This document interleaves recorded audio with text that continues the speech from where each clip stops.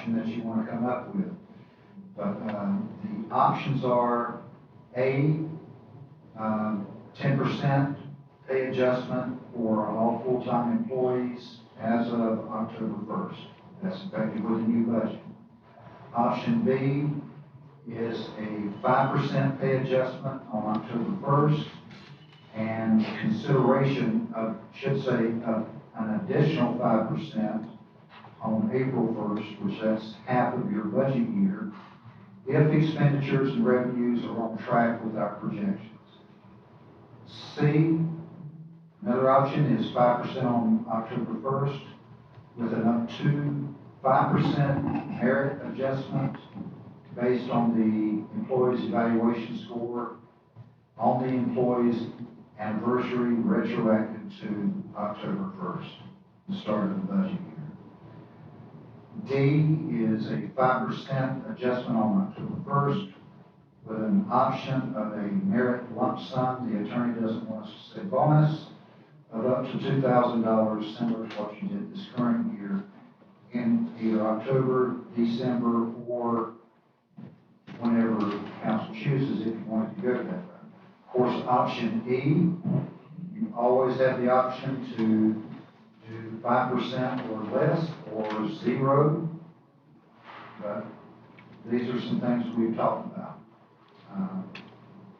Jumping into, and we can, yes, ma'am. Mr. Mayor, I'm not good in math, and I'm going to tell you that right now. And you know how I am about the salaries. The mayor and I will never be on the same page because I'd give them the whole budget. But when you read something like this to me, I have no clue how that 5% impacts anybody's salary.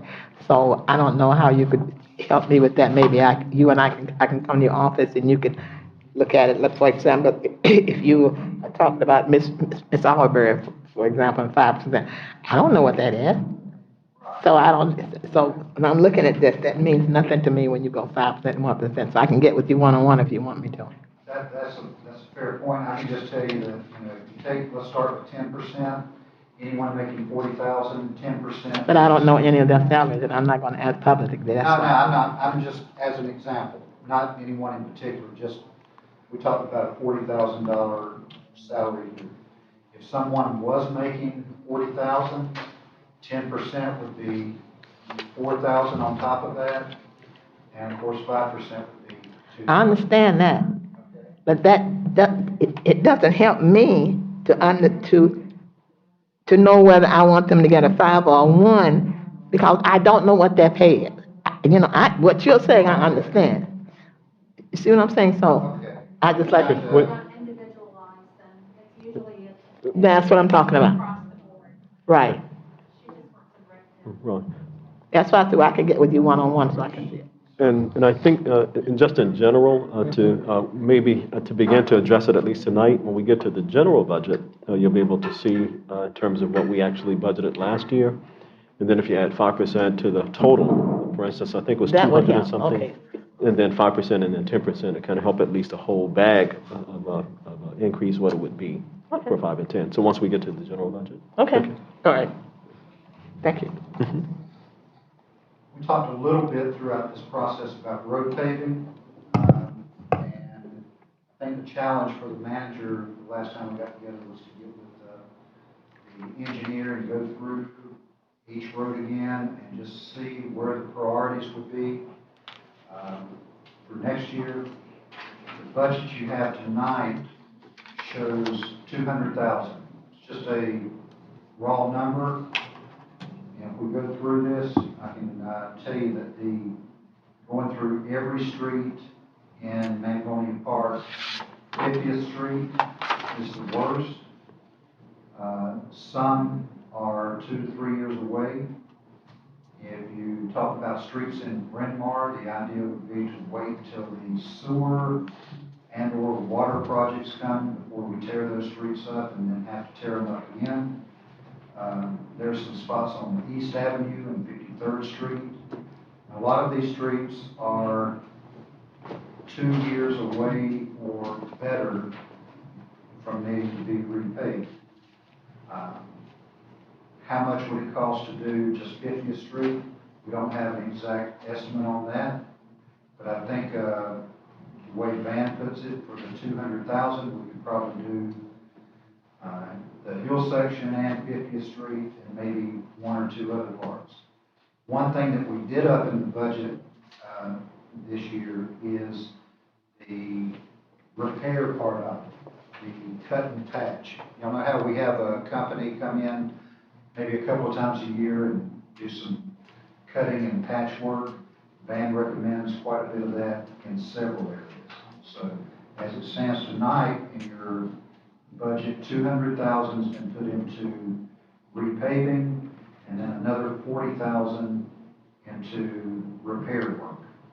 Okay, because some of the streets are in bad shape in sections, that doesn't warrant an entire mill and repave of the whole street. So that's the best way to describe that. 200,000 is currently proposed in that. On the opposite side, that page, number 4, we talked about the possibility of re-engaging with professional lobbyists. And the way I like to put this, and I think in our one-on-ones I've mentioned that really to drill down on economic development and our utility projects is where we could use the most help with the lobbyists. And certainly along the way, you know, little projects here and there, that's great, but these are the two areas that I feel like we can use the most help with. Okay? Number 5, the water tank painting. What we've decided to do is pay a down payment in this current year that we're in right now of 25% and then pay the balance once they do the work, December, January timeframe. So they do have the signed agreement. Roosevelt's checked with them. They're on board. We're just waiting for a specific date, which is going to be in the winter time, December, January.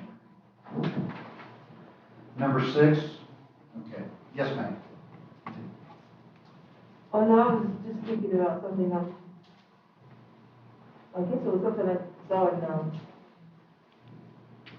the manager's report. It must have been where I saw it, but that's okay, I'm not going to question anything. Okay. Ms. Green, did you have a question? No.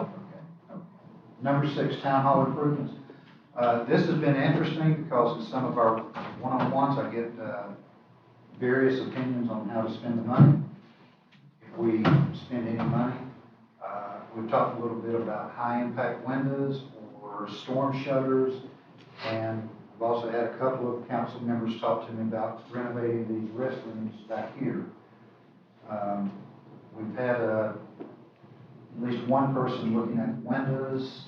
That quote has not come back yet, and we haven't had anyone look at the restrooms as of yet. But if that's the direction, we'll get busy on it. I think if you're talking about the budget amount that's in there now, 45,000, I'm confident that will cover the restrooms. As far as the windows, we haven't seen anything, so I'm not sure. That's just taking a guess at this point. Same thing with the community center improvements.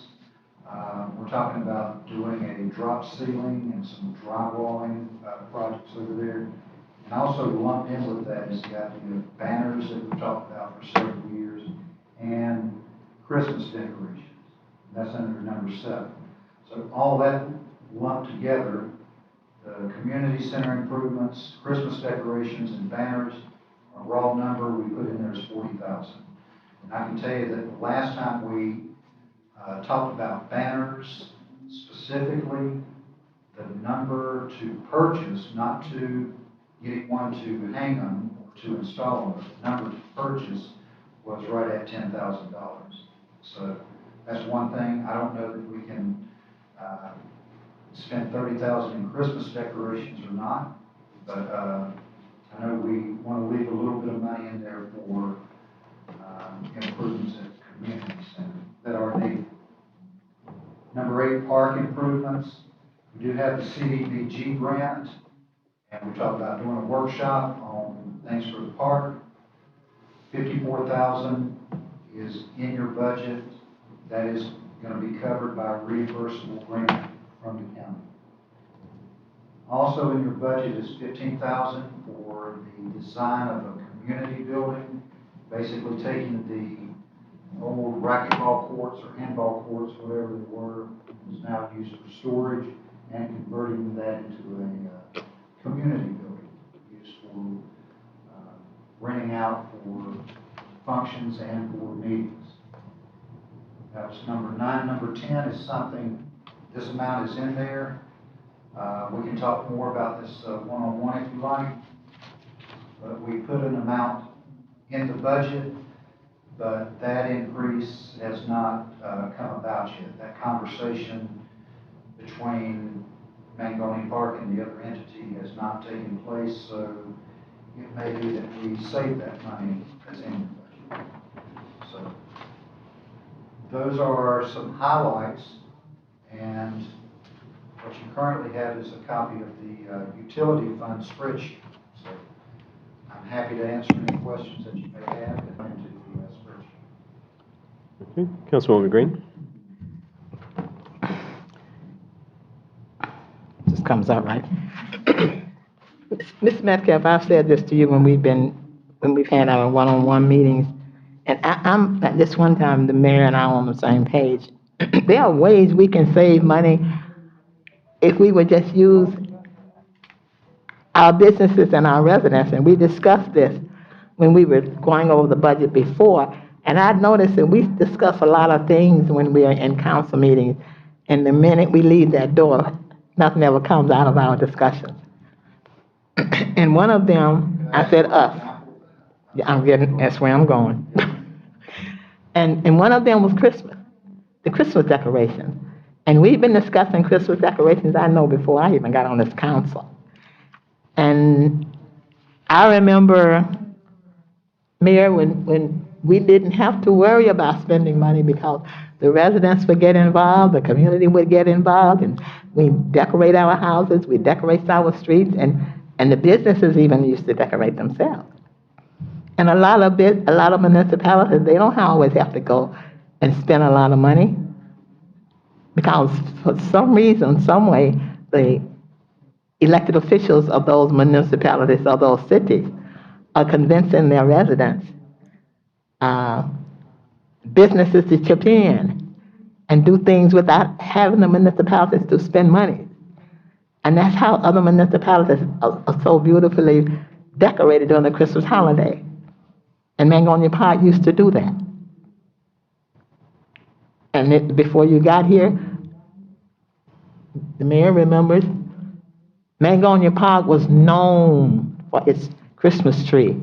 People would come from all over.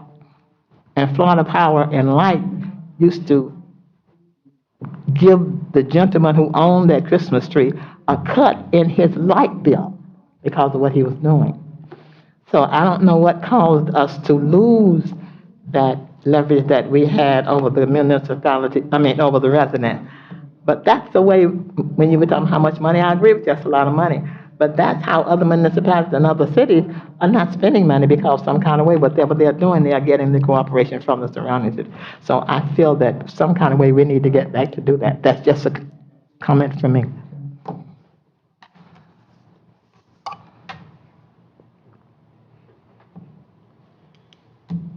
That's all I have to say.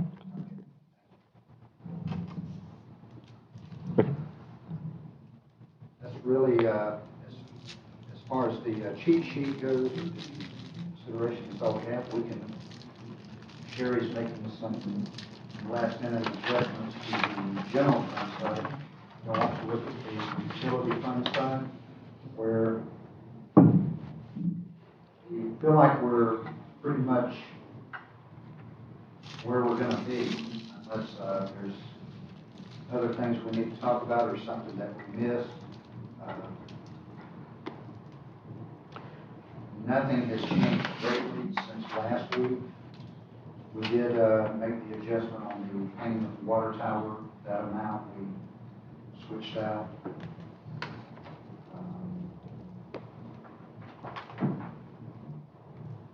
So there was no change on the revenues?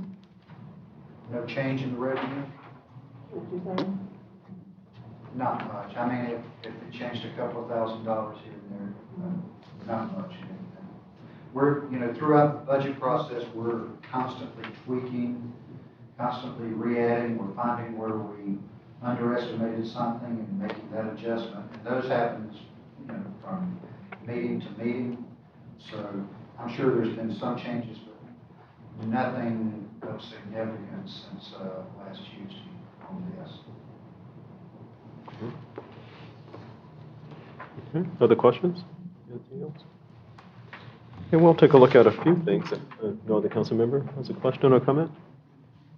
Go ahead, I'll- All right, we'll go to page 1, and let's just kind of take a look at. Now, we're budgeting, we'll start at line 2, we're budgeting for the new fiscal year, sort of an anticipated 12,000. This, of course, is for once the sewer project is completed. We are anticipating having that done, and we realize some income this year, This year, this coming fiscal year. on Line 2. line 2. Mhm. Yes, in the next year, that the sewer infrastructure project, that was the new 16 homes. Mhm. Once we set that assessment, we should see that coming back, and also the 16 homes, we should see some potential, no, not potential, we will see revenue coming off that sewer. Mhm. But yes, we should see that special assessment Okay. coming back to us. All right, because I'm thinking if we're, in terms of the assessment, we normally would, what we've done in the past, of course, is that we've sort of made an attachment to the taxes. Correct. And so and we've done it over a 5-year period. So what I'm thinking that if we were to do that, we would have to do that, I guess, almost immediately in order to get it over to the clerk's office, and for it to actually go out on the assessment so that we actually see it in this fiscal year. So that, well, yeah, so I'm kind of thinking if this is predicated on that, then I'm not sure if this year is when we're going to begin to see it. What line item? 2. 2 on page That 1. for the 12,000? Correct. Oh, that's what you were saying for sewer revenue, not ad valorem. Correct, or you know? This is just a sewer revenue, or? Well, that would be online. I guess, Well, I guess sort of a scaled down question would, are we anticipating having that project done this year? done, it's completed. Correct? The project's completed, yes. Everyone's hooked up. We just have to come back and do the legal process for the assessment, which we are going to do this fall, if not before. September, October. Okay, okay. Alrighty, then on page 2, have we gotten, in line 45, have we gotten anything back from the gang group yet as it relates to potential increases in our health and life and all? No, sir, not yet. We plugged in a 20% increase. Okay, so this is an estimated amount? Yes, sir. Okay. And typically, it's going to be anywhere, I mean, we've had it, since I've been here, we've had it as low as a 6% increase. And I think we did get up close to 20% one year. So we always start out with a projection of 20% on an increase. And this will, 45. Sherry can correct me, this will actually, the new rate will take effect in December. Health insurance. Oh, yes, December 1st. So, So it's 10 months, and then there's 2 months without. say we plugged in 20%. For 20% for all insurance. FMIT, your property liability, and health, dental, vision, workers' comp.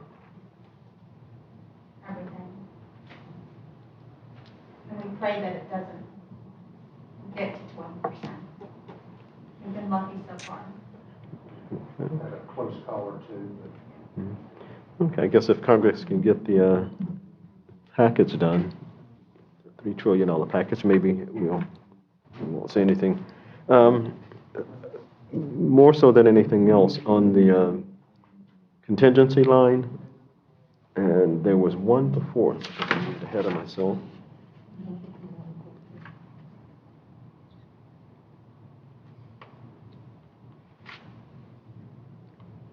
So where did it go?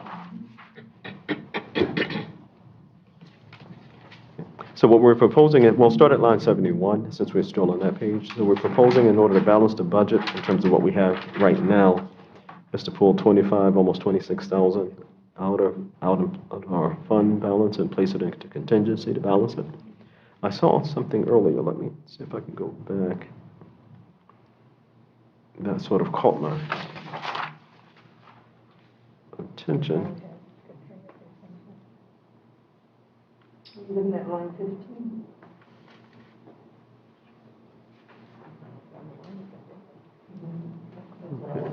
Okay. Yes, in fact, line 15. No, I understand in terms of the actual amount, what happened there with Riviera and all of that, so I have all of that. But now what we've done here is we're looking to budget 99,000, whereas before we had the approved budget. So the consideration for 2021, the approved budget, the consideration, because there we have over 600,000. And now we're proposing not 100,000, basically, rounding up. We budgeted in the 2020, 2021, that was for the purpose of, just refresh my memory, line 15? Contingency. Yeah, because there's a drastic decrease. Yeah, that was a budget amendment.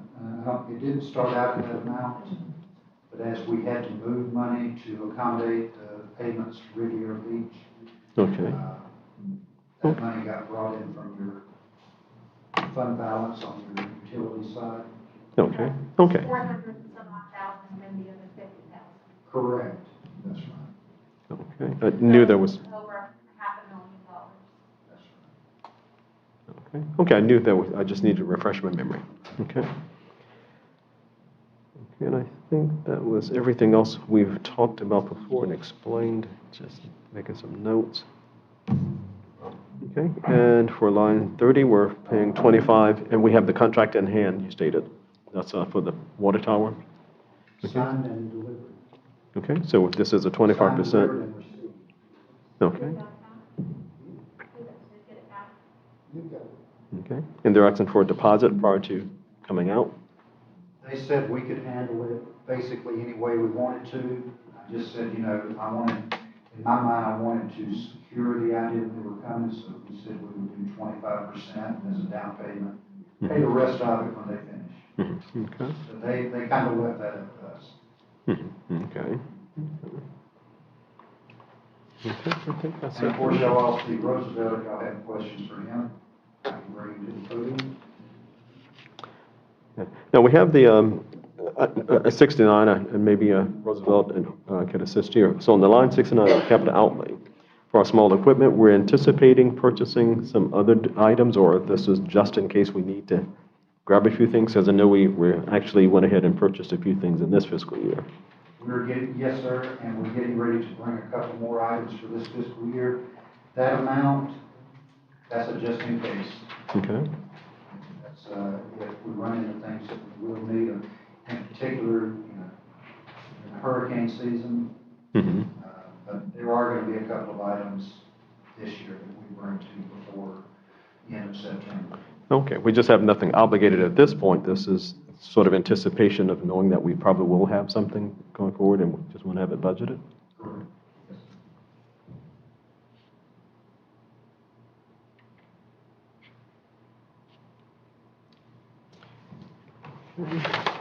Go back.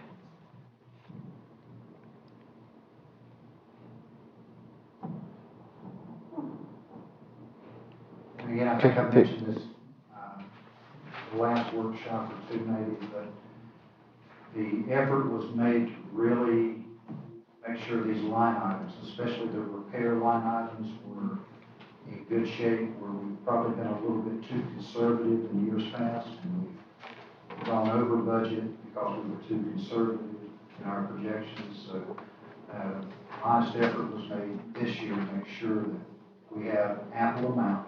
And we think expenditures will probably come down because we're getting equipment that should, help us with that. But we're making sure these contracted services line items, repair and maintenance line items have been built up a little bit to accommodate the unknown or the emergencies. Okay.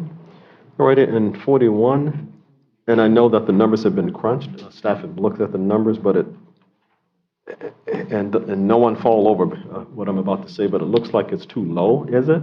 Are we budgeting properly there? We have 1 full-time and 3 part-time positions. I'm sorry. Line 41. 41. Yeah, page 1. So, no, we did the crunching again this afternoon, and when we say the 3 part-time, what we're looking at there is and it's actually going to be 4 part-time if you think about it. We're going to take 3 individuals, all with their certification. They're going to work the hours that 2 part-timers have. So we're going to have a 3-man rotation as opposed to a 2-man rotation, okay? And we're going to factor in trainee into that. And of course, we do have the 1 full-time position in there already. That's our maintenance technician. So, Mayor, were you saying that 135 seems low? It looked a little low. And again, like I said, don't nobody fall over. I'm talking about low dollars. When you consider a full-time position, then we're talking 3, and if I understand in conversation that we were looking now, as you just alluded to, perhaps 4, because we're looking to take half the salary of the position we're looking to fund and put that here as well. And so that would not be in consideration of this 135, or it would be? It is. Mr. Mayor. Certainly, we'll go back and double check that. I did. You have to remember the 3 part-time water treatment plant operators, drinking water operators are only here literally part-time. They are not to exceed 20 hours per week. And if he puts them on the rotating schedule that he's proposing with the manager, then 1 will drop off, and that's been factored into it. Part-time is 1,040 hours per week, and this has been calculated at 1,248 hours, a year, sorry, not per week, 1,040 hours per year, and this is calculated at 1,248 hours per year for overflow of hurricanes when they have to be here more often, or when there's 1 man down, etc. They don't receive any other benefit other than part-time salary. At FRS, they do not get any insurance or anything like that. They usually work full-time somewhere else. So those are drinking water operators. Thank you. Okay. That's correct. And May I say something? we'll get right to you, Councilwoman Green. Okay. Go right ahead. Let me. No, you keep doing that because I want to make you laugh and put a little joke in it. And this has, well, it has a lot to do with the budget, but I'd just like to say something here. What that just went on between the mayor, the clerk, and the town manager, that's why I'm glad that we have a clerk, mayor, and a town manager, because if something happened in my life that put it on it, I couldn't bit more explain and talk about what you just said and man the moon. No, I'm just saying that when you start dealing with salaries and things like that, I'm going to be honest with you, it's over my head. That's all I have to say. Oh, I'm glad you're doing a wonderful job. Because what you just said, Miss Albury, now do you expect me to understand that? Okay, don't even answer that. I'm making a joke, but that's seriously. Okay, that's all. I just want to bring a little joy and be serious to what we're doing. Okay, keep right on working. Okay. Right here, I'm just trying to crunch a few, just to kind of make sure, because we want to try and put at least a tentative stamp on this for this budget tonight. Okay. Right, anything else? Any other questions or comments? I just wanted to make sure I'm clear on sewage revenue? I know I asked this before, and I think you gave me a reference to payment that's gonna be going out of Langone Park to another resource. So I just wanted to see the expenditure of that. Is that shown on here, or how do you, Yes, ma'am. That's line 36 on the okay? expenditure side and line 8 on the revenue side. Okay. Okay, so I'm looking at the wrong thing, that's why, okay, never mind, 12 over there. Oh, that's the plant capacity charges on 12. Okay, okay, gotcha.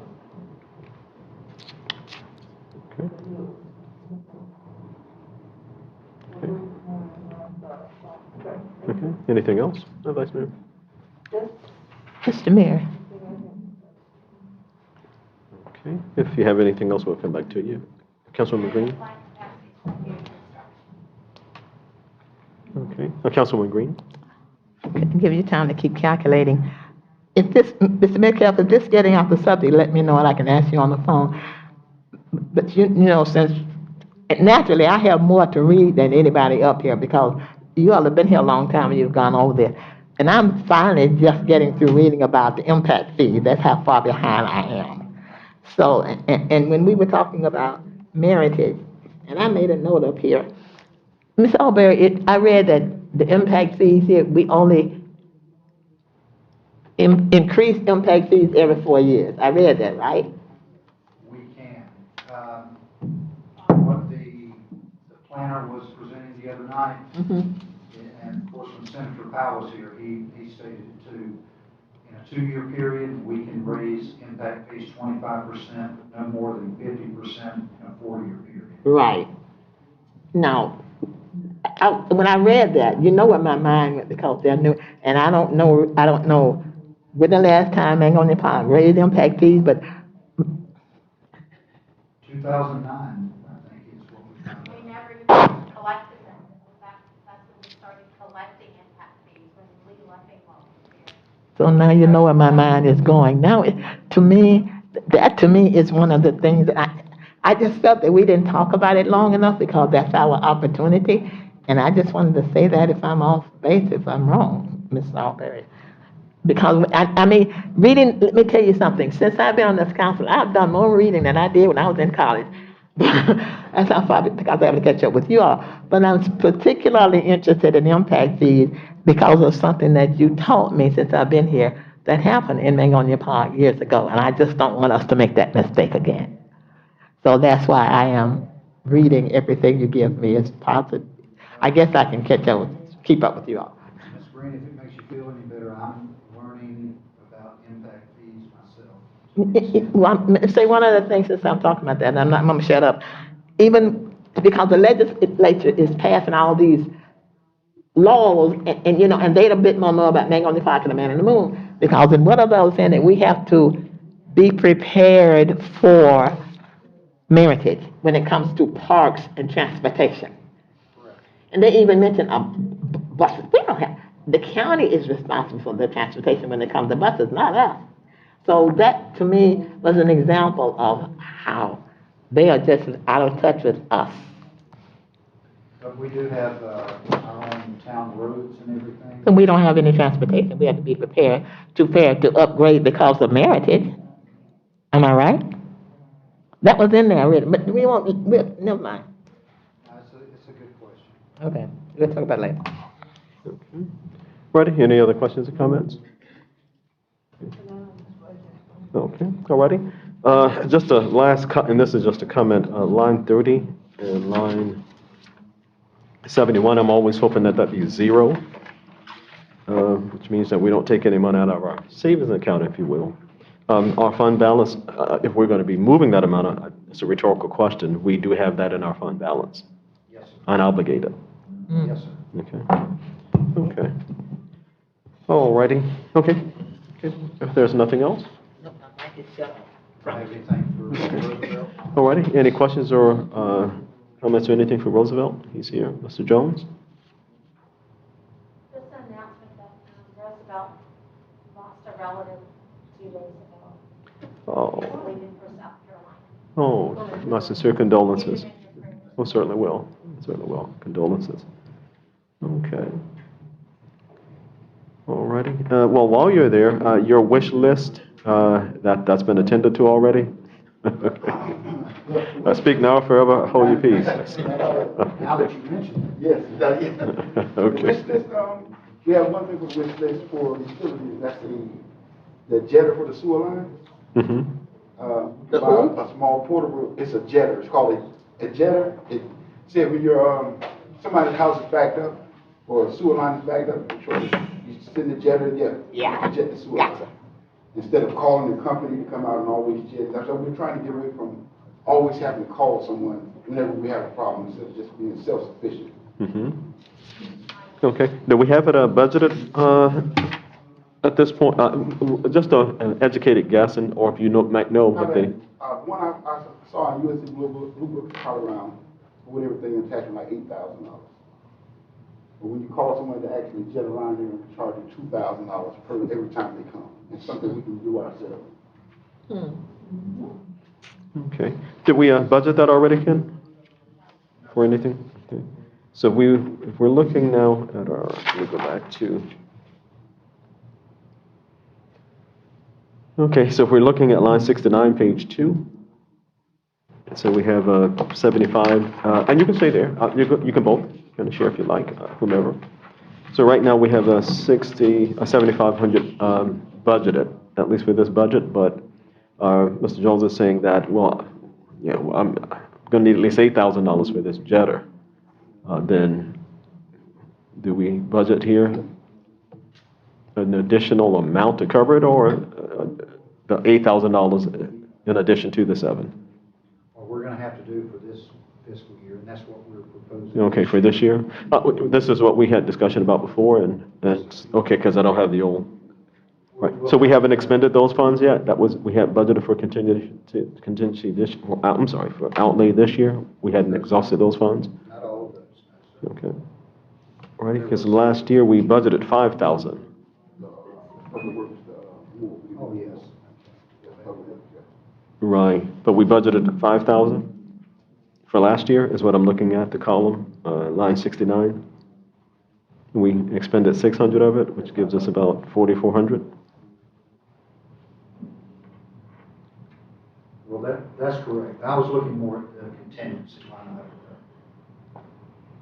Okay. That's correct. We did budget 5,000 for this year. Looks like we've only spent 600 out of that. Mm-hmm. So we would need to use contingency to pay for the rest of that. Okay, that's line 72 is where you're referring? Yes, sir. Okay, and you're looking to make that purchase this fiscal year? Yes, sir. Okay. Well, you got to keep in mind that this pump, this jetter, or whatever is going to pay for itself, probably in a pretty short time. Yeah. Mhm. Well, absolutely. You know, we had full conversation in terms of just budgeting, you know, how we're going to proceed. If we're going to purchase it this fiscal year, then great, we'll have it off the books. And then we can leave those line items as presented. Okay. Yeah, I think Roosevelt, ever since he's been here, has been trying to make us self-sufficient. Mhm. They've been doing more and more of the work that we used to have to, as he just said, call somebody else in to do. Uh-huh. Well, absolutely, and that's appreciated. And Now, if we have the trained people that can do the work, There you go. Mhm. the least we can do is give them the tools to do the work. Mhm. Absolutely. Yeah, absolutely. And it's gonna be a bonus for us anyway. Mhm. So Okay. just behooves us to, go ahead and put the money out. Mhm. Oh, absolutely, yeah. It's just a matter of where the placement of the purchase will be, this side of the budget or on next year. And that was just kind of make sure that if indeed it was next year, we have it budgeted. But we're going to do it this fiscal year. Right. Now, and Councilman McConnell, before you get too happy about it, go back to the presentation that Ken gave. Right, and you'll see, you'll see item 4, training council how to run the jetter. You missed that, you didn't see it. But I wanted- Mayor's a fault. Yeah, before you got too happy with the presentation, McConnell, I wanted to make sure you understood, so. MC next to it. Yeah, training. MC, I got it down. Okay. All righty, just increase the liability insurance because we're gonna get hurt. Okay, good. Any other questions or comments on the budget? I was just trying to figure out, looking at the utility total budgeted Line line 70, 70? 21 was 2,000, I mean, 255,000, 484. Please, teacher, kindergarten, I get with $255,460. We have spent about half of that. Mm-hmm. So, I guess I'm trying to figure out, the other half of it, is that anticipated in other line items or another way that's going to be spent before the end of the fiscal year? That's what I'm trying to find. I think we'll find even through the end of this month and definitely by the end of September, that number grows quite a bit. So, but I wouldn't say all of it's going to be spent, but looks like there's going to be an ample amount left. So, but I don't think it'll be Because I know the water tower deposits that come out of that too, right? the deposit, right? Yes, ma'am. Yeah, and then we added 8,000. How much of a wiggle room is left? That's what I'm trying to pinpoint. If we can look at the purchase being this fiscal year before it expires, do we have the room in the budget excess to do it? That's what I'm just trying to get a comprehension of. So, and that's, when we talk about making purchases this year, we think there's going to be room left over in the budget. If not, then we have the contingency to fall back on. Yeah. I think that line item is probably going to hit about 85% all total by the time we get to the 30th of next month. Yeah. At best, about 85. Okay. And that's because another 12,000. Mm-hmm. Okay. Ready? Other questions or comments? If not, okay. Any other wish list items, or we covered them all? Okay. Okay. Okay. All right, thanks. Then we'll go to the next budget then, Ken. Okay.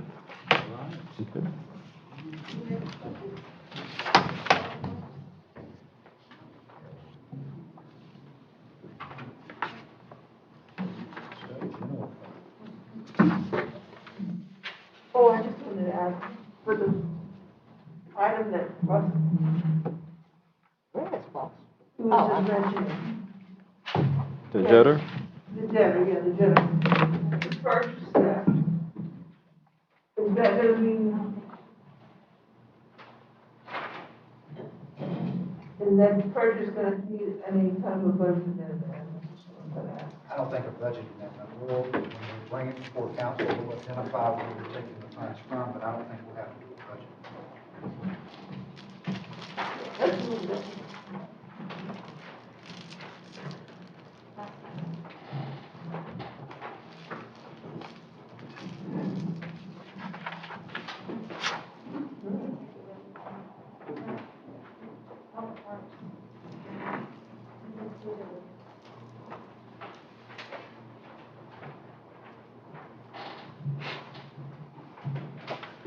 Okay, you have the floor, Ken. And again, thank you for your time. I'm going to be as brief as possible. I'm sure you're going to have a lot of questions. What we're talking about on the cheat sheet, on the revenue side, we went back and we were very conservative, even to the point of we've received notification from the FPL that they have requested from the Utilities Commission a rate increase effective in January. They seem pretty certain that they're going to have it, so they gave us an estimate about a month ago on what our increased revenue from that. We get a percentage from utility tax, 10%. and also on the franchise fee from FPL. So, but I just wanted you to know, we didn't use any of those projections. We did initially, we went back and cut it out. We went back and everything's basically the same or less as this current year. I even, like on line 32, on page 1, now we anticipate that whoever's the representative, they're probably going to request a space, but I didn't use that revenue for this coming year, just in case. So stuff like that's been taken out. We took out the past due BTR money, which we anticipate will have quite a bit of that. So anyway, just, I'm overstating the fact that we've been conservative on revenues. Does anyone have any questions on the revenue part? Just real quick, in terms of just the actual, you made mention of line 6, utility tax, the FPL. Did you say line 6? Okay. Do we have any figures as it relates to the actual, so that we have some kind of idea where we are, just to ensure that that 280 is a good number to be budgeting? I don't, I know that it's come in, but it comes in all together, so segregating that has become a little bit problematic for me. We'll get that and bring it to you. Okay. Or I'll send it out in the manager's report. Okay, and that's for 6 and 7.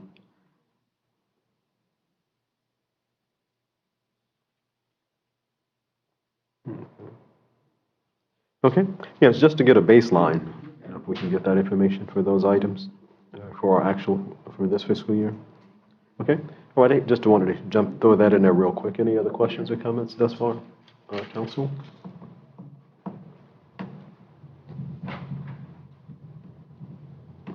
Okay. No. Am I reading line 21 correct? The after school? After school, The reason that's there, last year, this time, that line item was being used for the after-school reimbursement. And I put that in parentheses. This year, that's going to be the code enforcement reimbursement. We didn't have after-school or summer reading, so that revenue item, that grant has come and gone. We're using that for the CDBG funds for code enforcement. this is just a line item basis. Correct. I just wanted to understand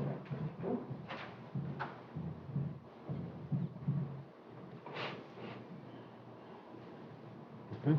Ready, any items, they're all important, but any items to bring to our attention in terms of appreciable changes?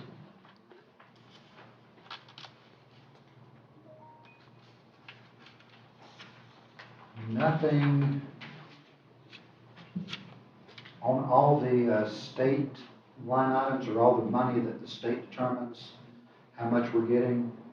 We pretty much left those at the current, and we've already had the projection on most of these. Line 5, the discretionary sales tax, that's the 1 cent surtax money that from the county. That's probably going to be more than 130. We just left that projection as it is this year.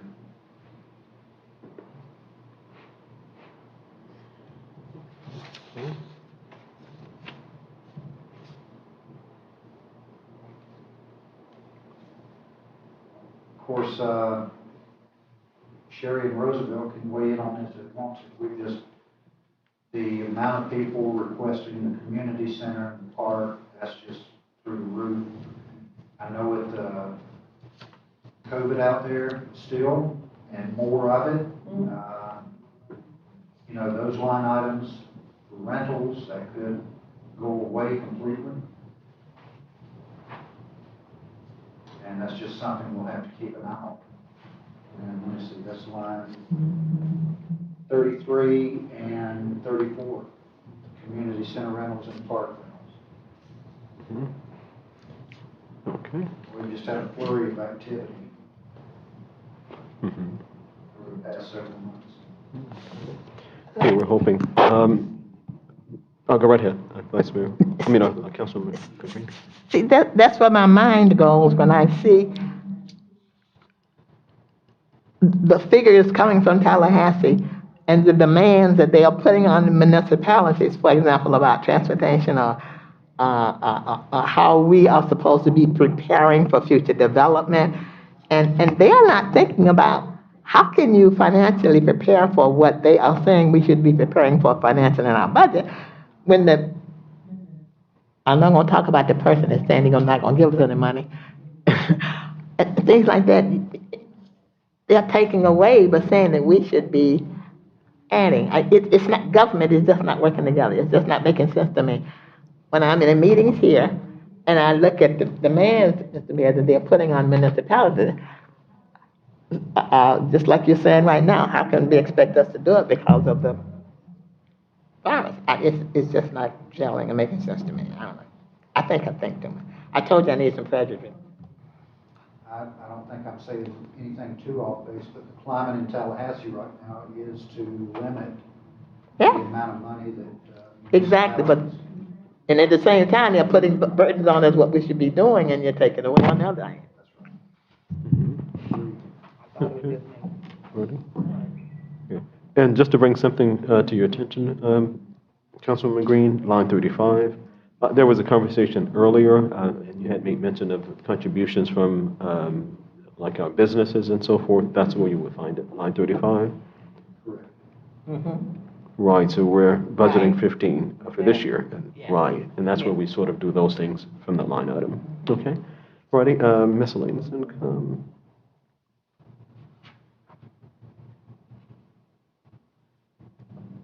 Now for line 36, explain what we're doing there. We're moving or sort of enveloping that line item into something else, or what are we doing? We have a line item for business tax receipts. We'll just use what has happened this year.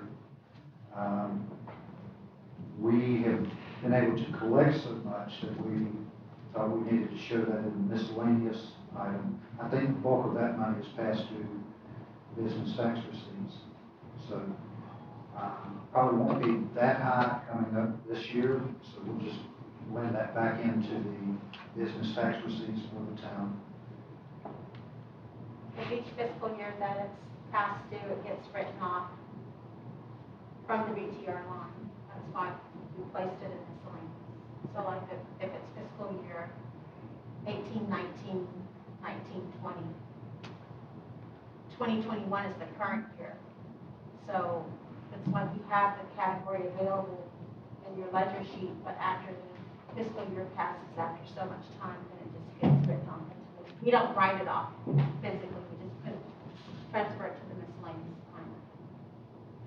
You can't count it as current BTR revenue because the fiscal years have passed, is what he's telling me. That's good Sorry. explanation. No, that's a good explanation. And that's Thank with a you. 25% penalty, which is Okay. state mandated, we don't control that, so we collect those fees based upon state statute. Okay. My question is, what's the taxi of line 11 in relationship to line 36? Line 11 comes from the county. I'm and- sorry, 10, I'm sorry, no, that's 10. I'm sorry? 10, I mean, that's the wrong one. I'm going for it. 7. Oh, okay, I thought you said line 11. I didn't say 11, but I meant 10, I'm sorry. Oh. 10 is your current business tax receipt for fiscal year 2021. So then on 36 is talking about past due ones from previous years. When you take in them, if you have code enforcement go out and they can't prove that they have that license from those years, they have to pay it just to continue operating their business.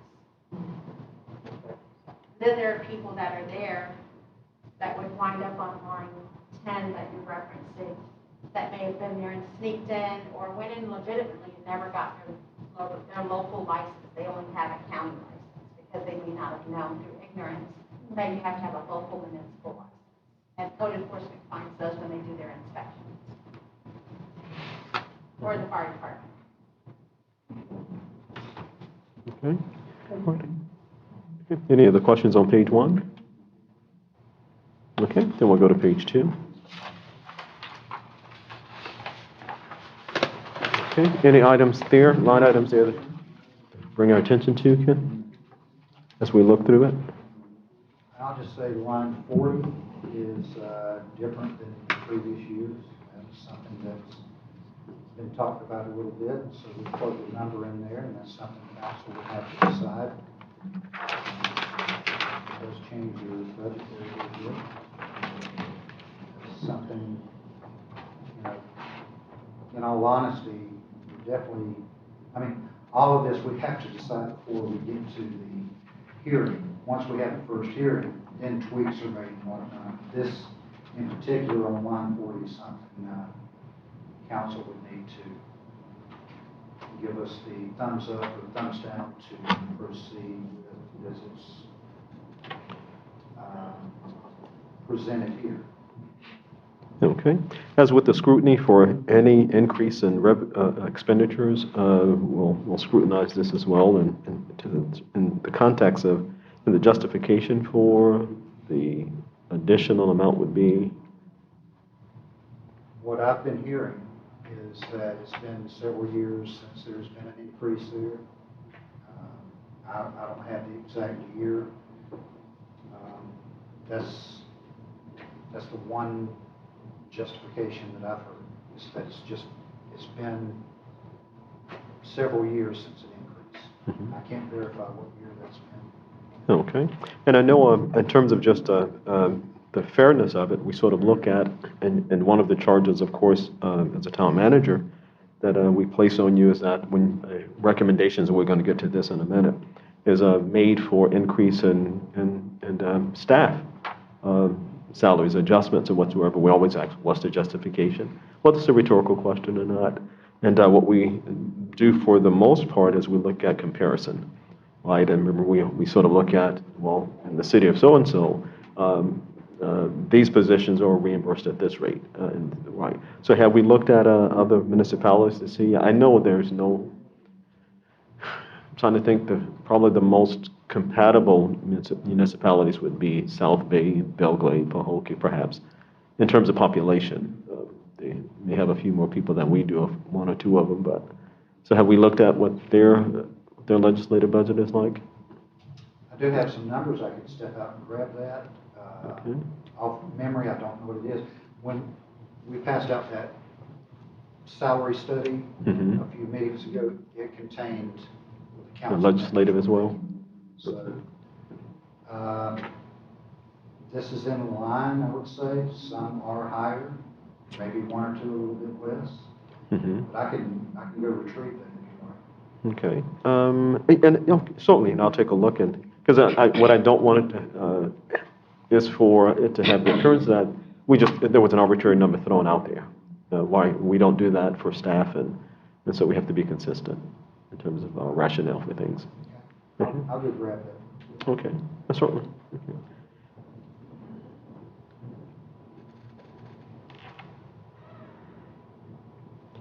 Contingency on balance is 62.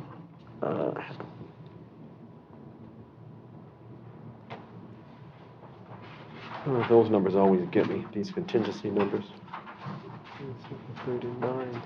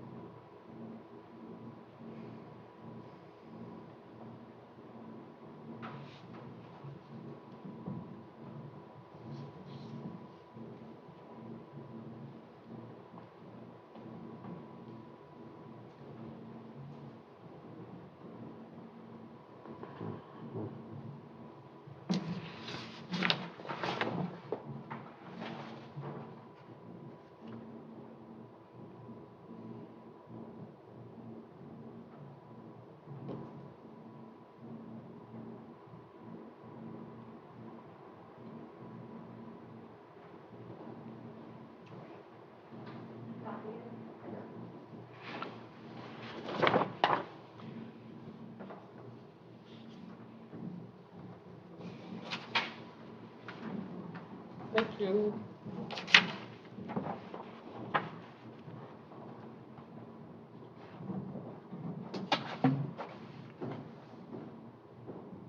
So about this time last year, we reached out to some of our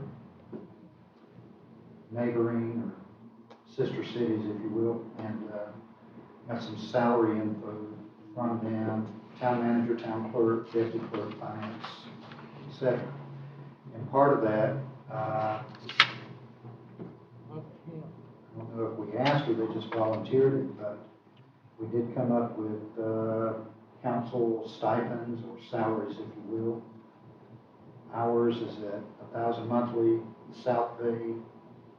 The mayor, it's $9,500. This is on an annual basis. Town council, $8,500. Pahokee, $400 travel and $400 monthly. Oh, wow, And I they're, do get, and they're included in the retirement system? Wow. and Haverhill, $3,600 annually. And in doing this, we were trying to keep it with cities similar to us as far as population and staff-wise and everything. Certainly, we don't have things for Riviera Beach or West Palm Beach or Boynton or any of those. We can get that. Okay. You said Haverhill, for each council person is 3,600? Yes, I'm sorry, this is per council member, yes. That's an annual stipend, not monthly. Yeah, that's where we were when I Oh, started. annually, rather than monthly, okay. Okay, so cities with similar populations, it's reflected here. No, Riviera Beach, we already know that they're, gee whiz. Yeah, West Palm Beach and, okay. All right, so with that, and we have conversations about most every other item, and so with that, just for transparency, we have in front of us sort of cities with similar populations. Of course, it's a little different in terms of what we nestle right in between West Palm and Riviera, like they are. So, as it relates to what's being proposed, Council, your thoughts concerning what's being proposed?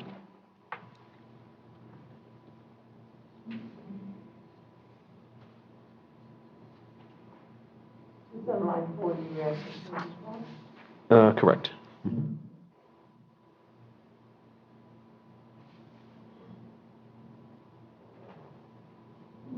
No objections.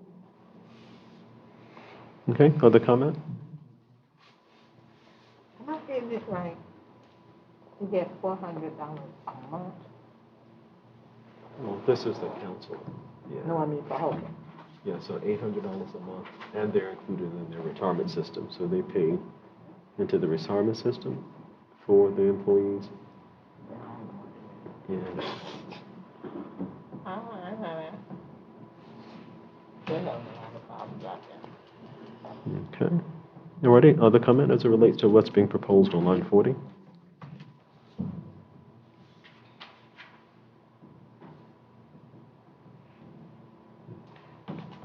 It's lots of stuff. Okay, so what we'll do then, we'll let you continue to think about that so we don't hold up the process and we can come back. What's the Hatfield? What is, it's just, what for Hatfield? Between Royal That's Palm not and the Wellington? case, is it? No, Royal Palm and Wellington between? That's why I was confused, it's not considered in the Glade, I think, is it? No. Oh, okay. Just the western part of the community, but not the Oh, okay. Glades. No. Alrighty, now we have a copier that's always attributed to us. Okay, the cost of the maintenance and such. Line 42. So that's and I'm sort of being a little funny here, but it's contributed to us. That's because of our agendas and all of that, that we have that attributed to us? Okay, okay. Pay a portion into that. Okay. We have a copy of this. Okay, not a problem. Okay, so we'll continue on, and we can double back if needed. So, mhm. Before we leave that, you brought my attention to it. We pay that a month? What's, what line you were referencing? You brought attention to line, 42. Right. That's when you're No, supposed to look at, right? yeah, that was a sort of stated at Cheek and Tong, is that's $2,400, that's per year. Oh. That's right, and then $1,200 per year for for the maintenance of the copier. That print all of these things we have in front of us now in our agendas and all of that, so. We pay $2,400 a year for a copier. No, the 1,200 is for the copier. 2,400 is for information technology, our portion of it. I don't understand. Yeah, our IT person. I don't wanna- Updates you to know, our system, for those of you that have an iPad through the town, for the laptops that you never use. We use them for you, but then when you don't use them, we use them for the reading program. It's for you to conduct your meetings, that kind of thing, that kind of stuff. That's what the IT is for. I'm sorry, Ms. Alvarez, you love, say that one more time. The IT is to upgrade or update those of you that have the iPad through the town. It's for the laptops that were through the town that we bought originally for you. We still have Really? them. They're here. And we are paying for them. They're paid for. They're protected with software to keep you from viruses, et cetera. You may not use the iPad that the town has purchased, but all of you have iPads. I understand that. We all have iPads. Yes. Whomever was in your seat prior to you had the iPad. And they're upgraded and updated, just like our software system is and our hardware is. that's where you lose me. Why? Because I don't have one. You should have one. We should have given you one when you were elected. Why would I want an iPad to make the town pay for something I don't have? It's already here. They voted to have iPads for their meetings. That's my problem. I don't see anybody up here ever using an iPad. But that's on you not to bring your iPad, all of you not to bring your iPad, but we are still responsible to protect those iPads. But because why if we don't have them? Well, we do have them. But why do we have them and we don't have them? well, It's just they're not being used. Beg your right. pardon? This Yeah, is we're- not being yeah. used. It's- They're here. Then we should not be taught, the taxpayer should not be paying for something that we don't have. We do have them. Right, let me see if we have them. That's okay. No, but the iPads, they have to be updated and, because it's tied to the system. So when we go into and if we were using them and we were doing our email and everything else, what we don't want to do is be communicating with the town and not be protected. So from the IT standpoint, our IT person doesn't make a decision whether we're going to use it or not, right? The responsibility the IT person has is to protect our software and protect our equipment. So we have to pay for that. Each individual council member which is totally separate from the cost of maintaining them and keeping them secure. Each council person made a decision not to use them. Maybe not made a decision, just don't use them. I brought mine a time or two, and the purpose of it was so that we can get rid of a lot of this paper, but we're kind of stubborn and we continue to want paper. So that's where we are. I have a question. Mhm. What if I say I don't want mine? It's still here. It's already been, You are losing me. I don't understand something that you're saying in that the garbage can. Let me just say it this way. I'm not. Huh? These two people are the ones I'm talking to. Right. 1, 2, 3. I don't understand why. It's not a lot of, to me, it may not be a lot of money. But I'm like, when it comes to money, money is money. And I have never seen an iPad, and I don't understand how are we paying for it, is my question. And if we are not using it, how can we stop using it? How can we get it off of this? Well, let me see if this might be a good analogy. When you were with the county, when you were a county commissioner, and I don't know, let's just say that this is true, and they said, well, for the purpose of conducting county business, we want you to use the county-issued phone, right? And you might say, oh, I ain't carrying two phones, I'll just use mine. Well, the county has given you a phone to use, right? And they said, conduct your business on the county phone, right, so that we would have the ability to protect all of the information that you do on behalf of the county, right? But so I'm not putting two phones in my purse, I'll just use my personal phone. The county is still obligated to pay for it because they're affording you the opportunity to use a secured phone that they're providing. But you would choose not to use it. That's what's happening here. I understand that well. Okay. That never happened. Oh, no, I'm just saying, but that's what's happening here. The choice is. No, sir. We were never given a county phone. We had our own. No, I said as an example. They knew better. Yeah, as an example. No, that's a Right. bad example because They should have issued, they should have issued county phones. No, sir. They No, should sir. have. Oh, yes, they should have. Well, I was the county commissioner, so I wish, they should have. But wait, let's, come on, man, let's you and I Okay. talk about Oh, no, that. no, I'm just saying, Yeah, okay, let's talk okay. about something Oh, certainly. that's happening. It's just, okay, we can drop it, but that doesn't make sense to me. That's all I'm saying. Okay. Can I just say one more thing on it? Oh, excuse me, I'm sorry. It's like the summer reading program. We have HP laptops that we buy for that program. They don't use them until the summertime, but we're required to protect them and update them the entire year. That makes sense. It's connected to the program. Right. They use them. We don't use them. Well, they choose not to bring them with them, but they do use them. So I I guess, know the vice mayor and the mayor, and I use Something that Councilmember makes sense. McConnell. Anyway, all right. At work. Okay. But yeah, it's just a matter of choice. I know, Councilmember Smith uses his, because he called Tony about something with his. That's my problem. Yeah. You just answered. Well, Thank you. one of the things, We can keep going. right, and so we can, and then we'll move on. And one of the things too that the whole of getting them was again so that we can reduce the cost of paper. Right, my position is that we should be using them. Yeah, we have them, we're maintaining them, we should be using them. Right, it makes no sense. I mean, we go to if you go to other council members' meetings. You'll see them there, quite a few places you go and you see them with electronic device. There's no paper and they're just kind of moving through. And that's the whole goal, so that we don't have this and have to keep things stored with paper.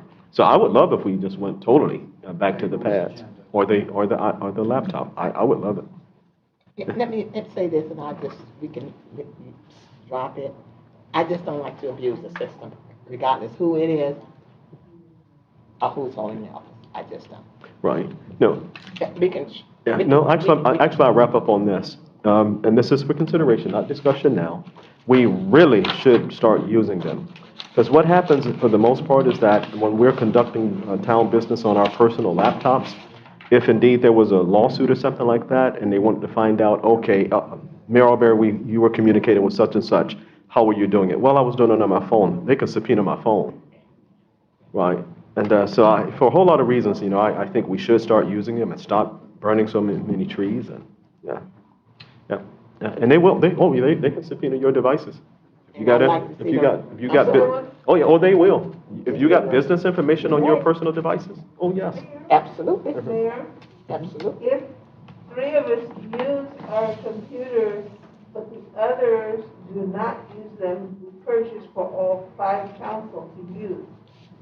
If 3 do use them and 2 do not, do those other 2 have the liberty to delete the expense of their equipment? Huh? Town manager, clerk, mayor? If this legislative body makes a decision, which we did, that we're going to move away from paper, then it's like any other vote. If that vote is 3 to 2 and it prevails, that's the decision of the council. But that means it's a unilateral decision, even if 2 people don't want to use it. Correct, right. And you win and you lose votes, as long as the majority rules. So if you want to use it, it's available to you. If you don't want to use it, it's available to you. Mhm. That's basically, We still have to pay the upkeep. Exactly. Just That's- because that's what you're I'm not about to guaranteed say. to be in your seat in the next person coming on board. That's That's what I'm how about to it's say. configured, but I don't know what kind of Yeah, okay. I guess you could drop, we still have to upgrade it. It's not the IT manager's decision to drop it, it's the town's. So it means it's, whether it's 2 or if it's 7, you still have a maintenance fee Correct. that has to be paid. That's the point I was saying. Correct, yes. Okay, then we'll wrap up with Councilwoman Green. That was the question I was gonna ask. How much are we paying, are the taxpayers paying for us not to use something that we have? I didn't get it on here, Mr. Mayor. $2,400, 24 a year? right. And that's, so that I'm clear, and correct me if I'm wrong, we have a flat rate that we pay our IT Is specialists. that individually or for all of No, us? no. That's, Just all the five of us? $2,400 is the share allocated toward council, is what I'm assuming. I told you. We have an IT person, we pay a flat rate per year. No, that's not what I'm asking you. How much is that a year for the whole package? For just us? $2,400. Right, Okay, okay, yeah, right, I'm through. okay. All righty, other items? Page 2 still? Page 2, under administration, this is where we get into the kind of the nuts and bolts of the pay adjustment. And also, if you look at line 49, 49 includes, and these salaries are clerk's office, which means the clerk, 2 deputies, the new finance officer, and at least part of the code enforcement, water resources trainee position. That is all of that. The 10% adjustment. Which 49 are you talking about? The one in legislation or the one in? Under administration, Okay, I'm looking at the wrong 49. 49. I'm looking at the wrong 49. Oh, yeah. under administration. That's what I was confused with, I'm sorry. Oh, okay. I forgot to correct that. Sorry, You not, didn't not. get it. Where am I? Oh, You have to. okay. Can I just add that for the budget, we have a lot going on, but, for the next meeting, which has to be August 31st, you'll receive your backup and time before next Tuesday. If I've been told by the manager correctly, you'll have the backup for those, for the line items that we talked about in the utility fund, as well as the ones down for the general fund. So if it's state revenue, you'll get that. If it's local expenditures, you'll receive that.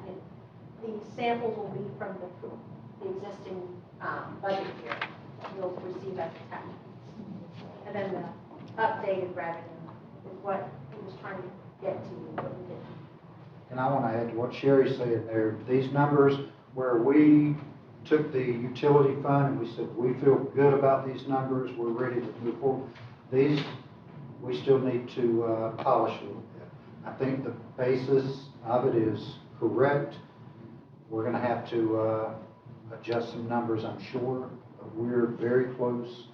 We just need for council to give direction on a couple of items so we can firm that up. And like Sherry said, have that in advance of next Tuesday's workshop.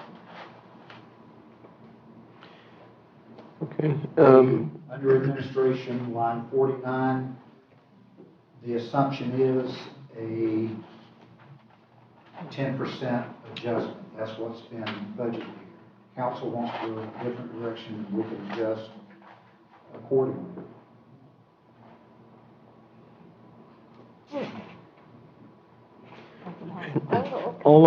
I'll just say this, and so that people, so that everyone understands clearly my comments whenever I make my comments year after year after year. And it's not in terms of just a salary being paid to staff. I think staff should be paid a whole lot more than they are being paid. Right? We have the comparison that we've looked at. However, my hesitation has always been when you look at line 53, 54, 55, they go up every year. Right? And it's always, for me, I always have to weigh it against our projected revenues. What are those going to be? And if we're actually taking money out of our, and I use the word savings account or our fund balance, to help meet the budget, we've been there before and we don't want to go back down that path again. And so it's always, for me, and one of the charges that I always give to the town manager, whomever he or she is, If indeed we're going to make recommendations for increases in salaries or anywhere, whether legislative or administrative, whatever it might be, tell me how we're going to pay for it. Let's stay at current funding levels, and then tell me where the increase in funding goes, not just a one-time lump sum or infusion of monies, but an increase in the ongoing revenue streams. So because everything else is it's not going to go up one time and stop. It's going to go up every year, every year, every year. And we have to have a proportionate amount of income that goes up every year and every year to cover it. So that's always why I ask these questions and look at percentages and everything else, just to make sure we're fiscally responsible. Right. So what has happened, I'll get right to you. So what has happened here for this proposed budget, the town manager is stating that what we're anticipating in terms of additional ongoing revenue hasn't been factored into the budget. Right, that being the Meritage project and I guess a few other things that may come online. For me, and I'll be finished in 10 seconds. And for me, one of the things that in discussion is that if we're anticipating, although they're not budgeted, there's always, the plan C. A lot of people have plan B. I believe in C and D. Right? So for plan C, when plan A and B fails, will we still be safe if plan C is executed? That being the unknown. We don't know whether or not, God forbid, if there was I don't even want to say it, but so you're not guessing what I'm saying. If the economy fell again, right, and you have fixed incomes, fixed budgets, and so fixed incomes, that still has to happen, although your revenue is all of a sudden at a pause. So that's always a caution for me as well. Can't tell the future, but you plan for the future the best way you can. So I just want to kind of preface it prior to continuing. I'll go with Councilwoman Green. And so at least you have some kind of understanding of my thought process when I kind of go through it. Councilwoman Green. Yeah, I'm not asking for you, I'm trying to follow you. Okay. So you're not questioning whether the salary should go up every year, though? No, I think they should. Oh, okay. Right. Oh, I didn't Is it understand what you were fiscally, saying. is it fiscally responsible? And, Right. If these ancillary items, like the Social Okay. Security and all of that, Yeah. retirement didn't go up, then it's like, great, not a problem. Then you can do that Okay. because you don't have to worry about, the offset happening. And quite oftentimes, it's more than an offset, because if we increase salaries by 10,000, everything else related to it goes up by 20,000, so to speak. So it's always a little behind, further behind, unless we get that big piece of land developed over there, and then we have no worries. Just let's upgrade everybody, right? And I think that once Meritage comes online, that we might be able to do that. Just do position upgrades, but that would be the known at that point in time. We'll now know what we're realizing in terms of ongoing revenue. Whether they have people in those buildings or not, that's not our, right? It's assessed, that's based on the assessment of the buildings itself. So in short, where I am with this would be if we went to the considerations for fiscal year 2021-22 that Ken gave us earlier, okay, would be option 2, because I do think that they're deserving of more than the 5%, but because of the unknown at this point, that we do the 5%, right, and then we budget for the 10%, we do the 5%, and then when we get to, 6 months out, then we sort of reassess where we are in terms of we'll have some idea what some of those ongoing revenue streams might have been, will be at that point. And at that point, then we do the other 5%. That's option B, correct? Yeah, and that's just one person's position. So for the budget, we budget the 10%. We did. Yeah, 10% is in this Right, proposal. but I'm just sort of getting through it in terms of where we would fall and each person's opinion. I'm already sharing mine early, so, okay. Ready? Other comments or questions, Council? I just have a question. I always want to ask this question, but every time I look at it, I forget. And I won't forget this time. Under Mangonia Park, still look at it. They have 42. Where did Deputy Clerk go? Oh, here it is. Deputy Clerk, Mangonia Park. Why is it 43 and 39? What is that? So, why do we have You're this Deputy referring Clerk says to- two? We have two deputy clerks. We have two. Like, would you believe I always thought that Katrina was deputy clerk? She is. So Francesca, this current year, as of October 1st, was promoted into that second deputy clerk's position that had been vacant for a couple of years. I'm confused. So we do Okay, have two deputy clerks. so we have two deputy clerks. And just, I know what the clerk would be thinking, those two deputy clerks, they do a lot more than just clerk work and customer service. I never knew that. All that, so, Okay, all right. two deputy clerks. Told you get educated every day. Okay, But that didn't happen just this year, so. Oh, okay, thank you. They had to complete the third year, you have to go to school for 3 years to complete the clerk's training, whether you're deputy or regular town clerk or city clerk. okay, okay, appreciate it. Okay, questions, other questions on the budget? We're still on page 2.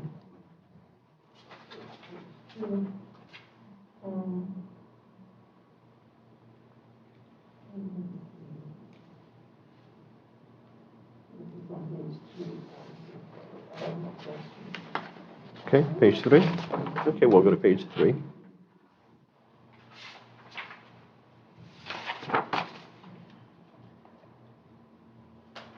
My question is on 75, but I saw somewhere else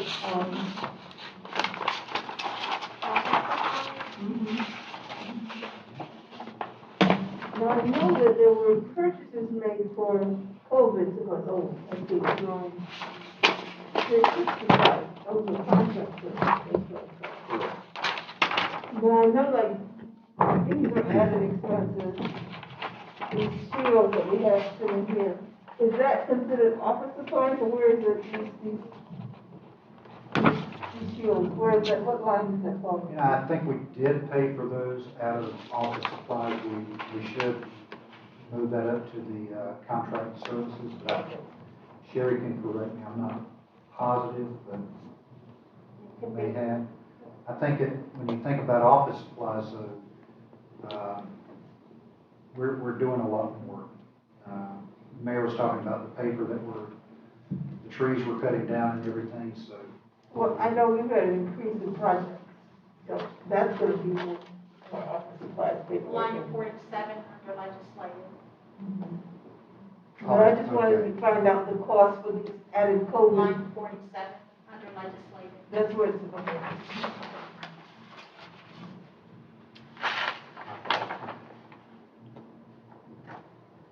Yes. Okay, that's all, I just wanted to hear it identified, okay.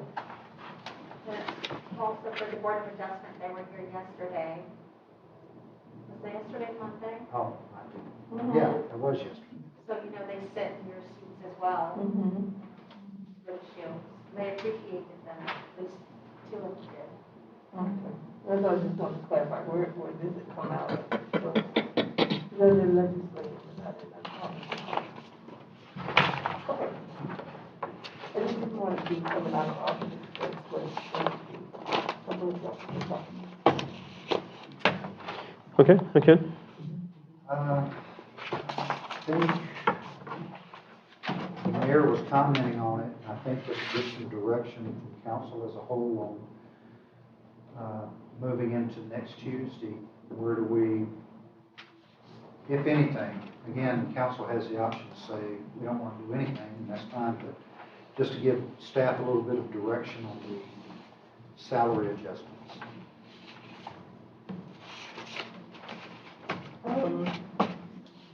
If I was to make a vote, I could tell you my preference, if that's what you'd like to know. Yes, ma'am.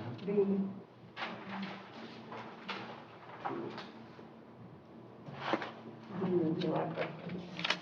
B is the 5% on October 1st, and a consideration, basically mid-year, another 5%, depending on if we're on track with our projections.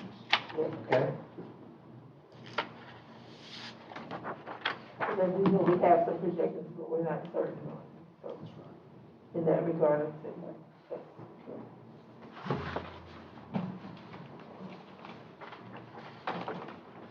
And the mayor nailed it too. He said, you know, in the budget, it's already 10%. So you wouldn't have to adjust that. Sorry. Are you saying that you're going to wait till April and do a retroactive for the other 5% based upon your expectation of an increase in revenue? Is that what you're stating for the record?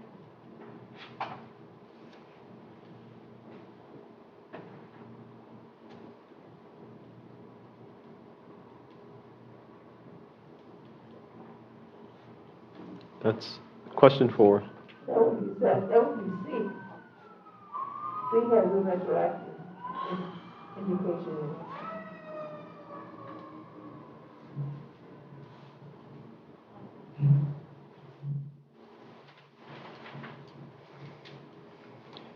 so that, just as that's happening, Ken, so that we're clear, so if indeed B would be the option at whatever point it's decided, of course, it doesn't happen tonight, that the 5% would take place October 1st, then if we got to April, well, before April, so in March perhaps at latest, all of that information was provided to council. Council decided, oh yeah, we're on target. So let's do now the other 5%. So we would then at that point in time, effective April 1st, just add the other 5%. Where so the 10% would be running technically from April through October. We just want to understand what's here. If you did the mid-year thing, you could make it retroactive to October, the other 5%, because that is what's in the budget. But that would be C instead. No, C is based on Oh, employee evaluation. merit and an evaluation. Oh. And I'm not saying on B that you have to do it that way, but 10% is in this proposal, 10%. So if you did 5% October 1st, then you get to mid-year, that 5% could be retroactive to October 1st because that money is there. So in other words, if you do from April 1st through the end of September, it's not really 10%. I mean, it is total, but for that year, it's not. So, Okay. We'll work through the mechanics of it. Okay. Alrighty. Of whichever Is it proposal. possible to consider giving the non-supervisor employees their 10% on October 1st? And then do the 5 and 5 for, if you want to do that for the manager and the supervisory staff, which would just be 3 people, and not let the people that are non-supervisory wait until April? Based upon your, if you're basing it upon your revenue, you have $2.9 million in your checking account for the general fund, which is where the majority of this money comes from. And in the utility fund, you've recently gone up as much as $1.3 million. Your revenue projections are already there, and you're putting down this net that's not necessary. Commissioner Steve. Not only that, but you have over $1 million in your SBA in the general fund, and a little over $19,000 in your utility SBA account, which is insignificant. And you're expecting to be reimbursed for, I think we've already gotten that, 200 and something plus from the county from our CDBG grant you've received. So the utility fund is finally healthy, provided that there are no huge expenditures, and the general fund will always be healthy because you've been very conservative with your budget. And if you feel the need to split this, I feel that you only have 8 to 9 employees. I'm going to say 7 full-time employees, and out of 7, 4 of them are non-supervisory. That would be the clerk, the manager, and the utility director are all salaried. So I should say your non-salary employees, if you could consider giving them at least their 10% on October 1st, that would be really good to do, and not make them wait until April. Mind you, I'm not the manager of the town, I'm just the clerk. And I might get fired up in this meeting for saying that, but I just thought that we should throw that out there. Okay. So To the clerk's point, and I understand what the clerk was stating, I guess to sort of illustrate the point that I was making, when we get to, for instance, on the last page, page 6, when we look at line 161, the contingency, right? Now, this is a minimal amount. Connell will probably remember where it used to be a big amount, $200,000 just to help balance the budget. But now the thing there is that that's not income. Keep in mind, what's in the accounts are not income. That's income realized already that we have, right, and we use to help budget in the event, something were to happen. You kind of, administratively, you want to have at least 6 months worth of working capital, right? And again, like I said, I don't want to catch gnats and skin it for its hide. That's just not worth it, But by the same token, in terms of just from the fiscal standpoint, in terms of just a budget process, those kind of things you have in place in terms of your fund balance, and you look at it, do I have at least 6 months worth of working capital there? And we do. Thank goodness, right? Do we have a year? Maybe not. But because of the environment that we're in, we don't know. There are so many uncertainties. Do we have to shut down again? Do we start losing revenue again like we did when COVID first hit? No more park rentals, no more these rentals. And so I'm always trying to, in as much as I can without being clairvoyant and not knowing the future, you sort of look at how do you reward your employees, right? Because you always want to do that because employees are still working. With still being fiscally responsible with all of the unknowns. Right, and that's where I always fall. Not that I think when I look at this right here, in all honesty, my first thought is let's just do position upgrades, and Ken and I had that conversation, right? For the lower line staff, particularly, right? If we're saying that for the town clerk, they're way out of line in terms of their salary, then let's just take a look at those positions and do a position upgrade, right? But it would be absent of consideration for other staff. Right? So how do you balance it is always the thing. So.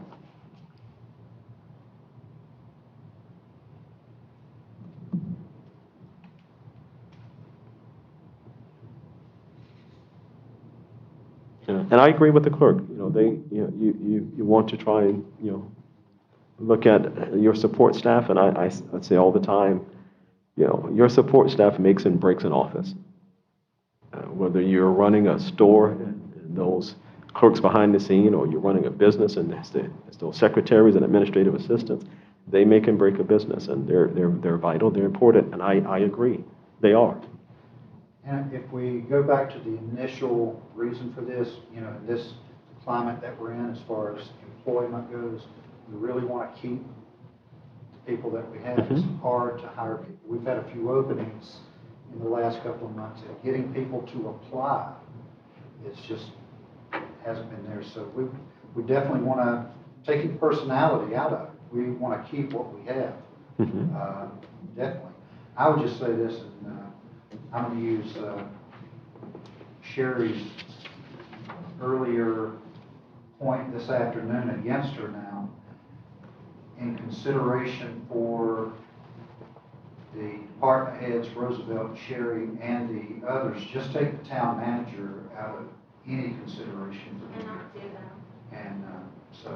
We have this argument every year because even though you're under contract, your contract states as all other employees.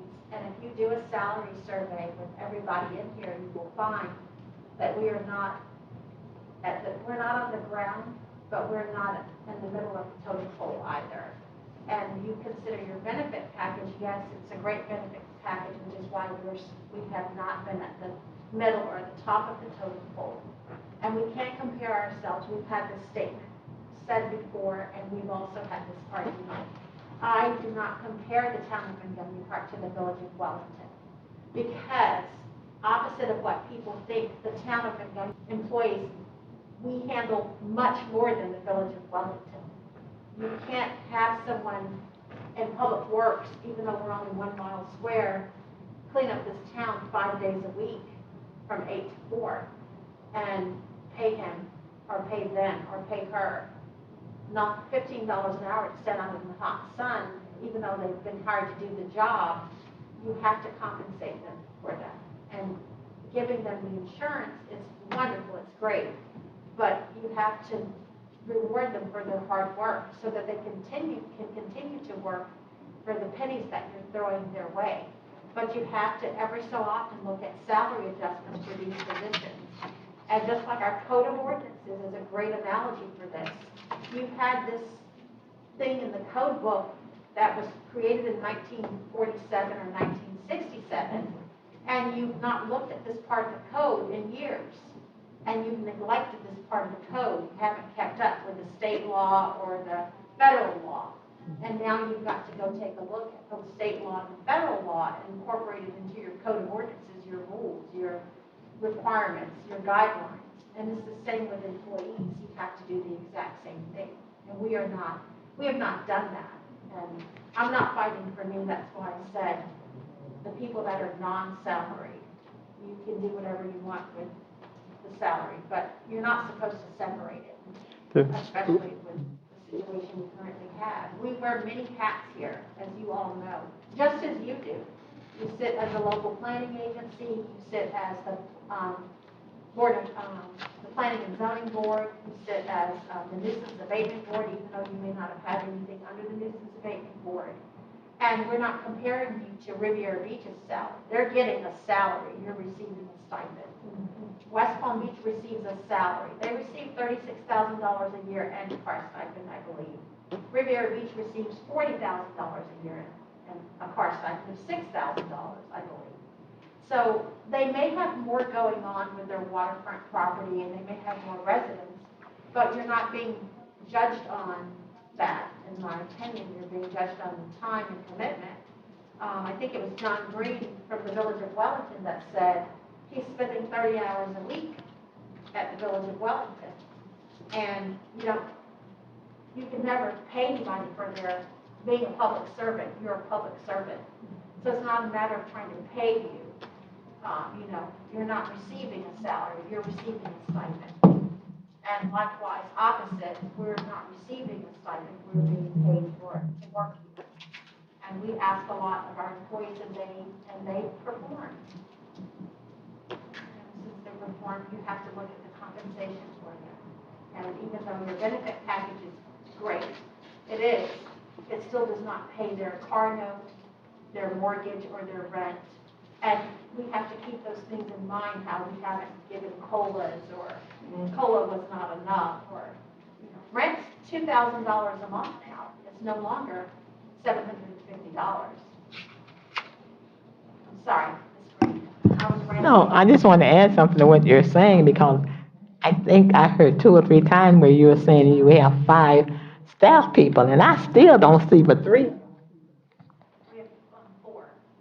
That's not 5. Manager, the clerk, and 2 deputies, and the bookkeeper coming on board would be 5.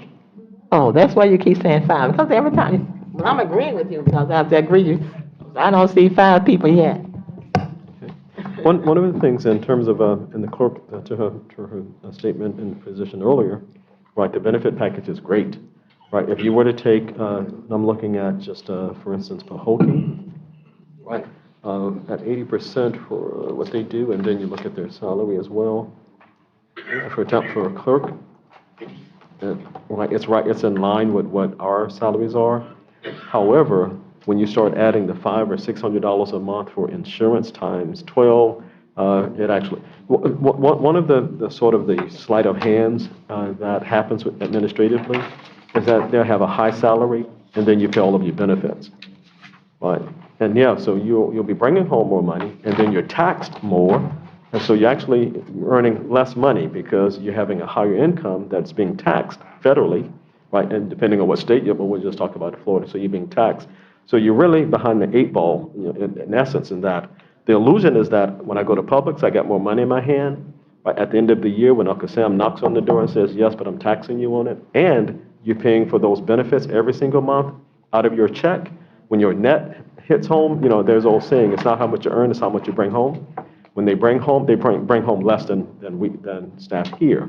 right? And I would be willing to go out on a limb to say, yes, that is the fact.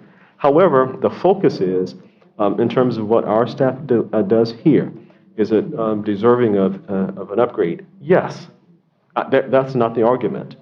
What percentage of an upgrade at what point in time? Can it be one fell swoop, 10, 15% at one time? Right? And does the revenue justify it? That's the question.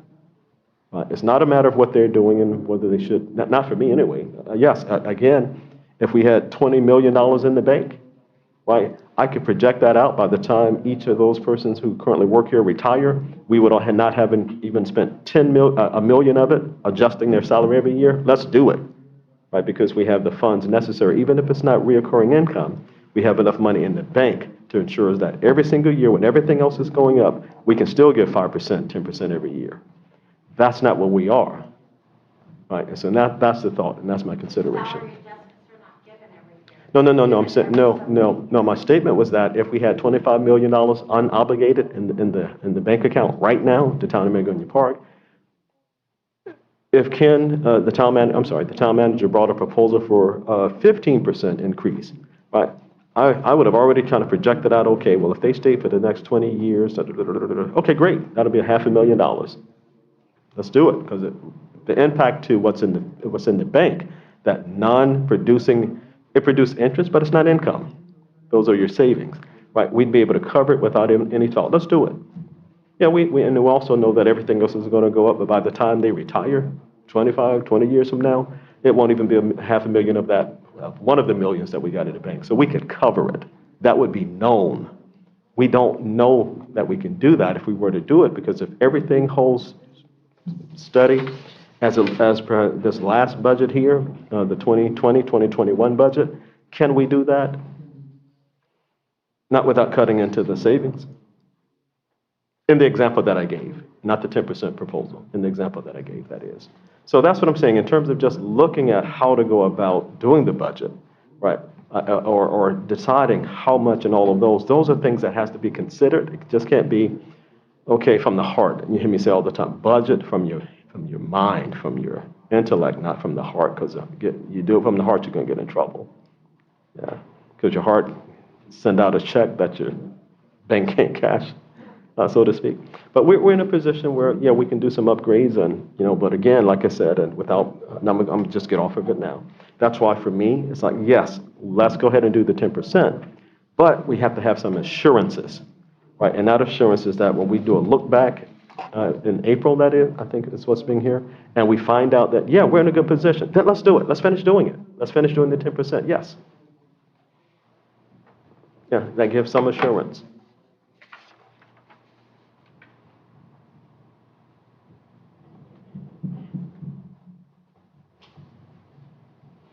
But to the clerk's point, as it relates to the support staff, and those are the non-managed supervision type positions, give some thought to that.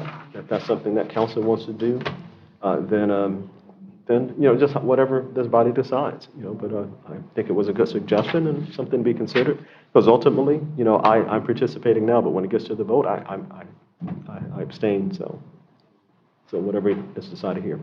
Just for the record, Councilwoman Green is going to step off the desk for just a moment. Alrighty, so anything else as it relates to the budget? I would just ask council to consider my proposal that I threw in there last minute. Do away with any increase for the manager. We'll talk about mine when the contract's up.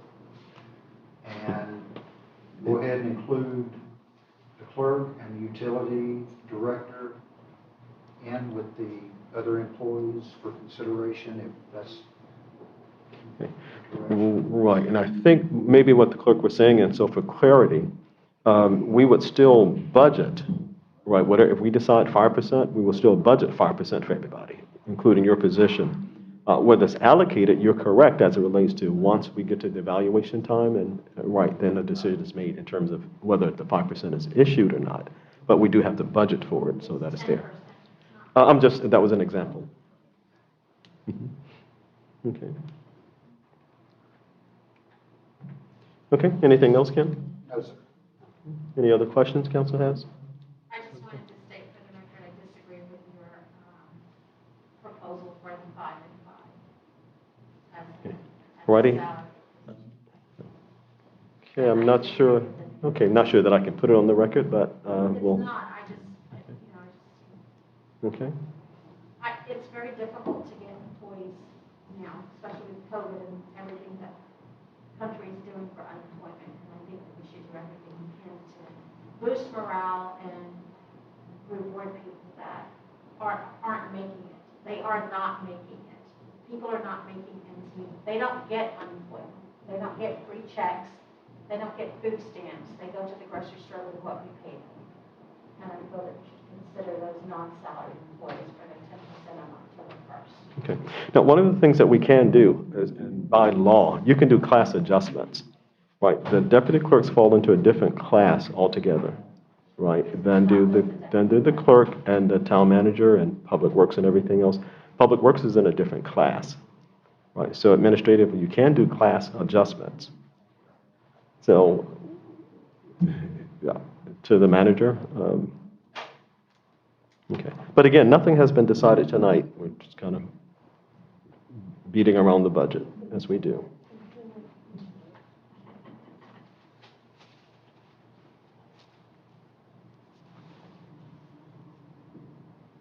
Since the budget is already written with the 10%, we can move on and then consider what our recommendations will be for the salary adjustment. Mhm. Yeah, nothing is decided tonight. It's just a workshop.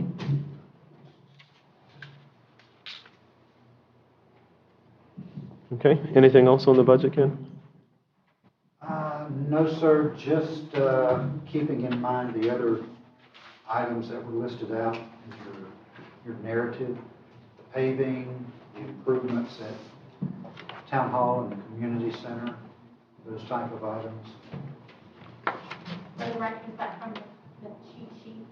That's from the cheat sheet. Okay. I just want-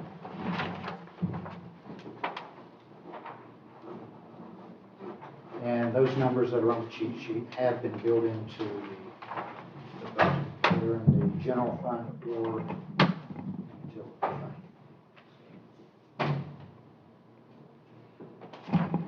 Okay, Public Works.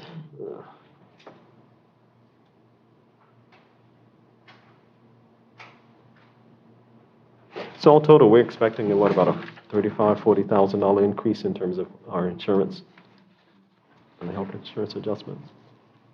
Very possible. Hmm. And of course, when you're talking about insurance, you're factoring in 2 new full-time employees. Yeah, it's a bit more. Okay.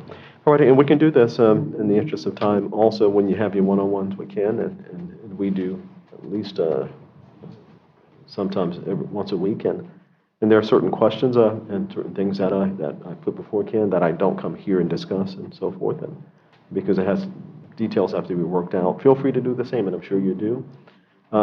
Again, one of the things that I do, and I'll just kind of share this again, and then I'll close my comments with this, is that, again, the town manager has the responsibility, right? Whomever he or she is at whatever municipality has the responsibility of advocating for their staff. He's doing that by saying that, well, can we do 10%? So he's advocating for the staff, which is what he should be doing. Our responsibility is to say, okay, well, fine. Okay, we got your recommendation. How do we pay for it? Right, and so take a moment, sit down with Ken if you haven't already, and if he can sort of explain to you, here's how we can pay for it.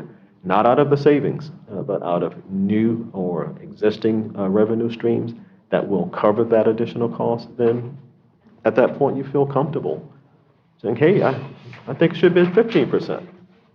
But at least you have that comfort level and you have the understanding that it's covered without going into savings.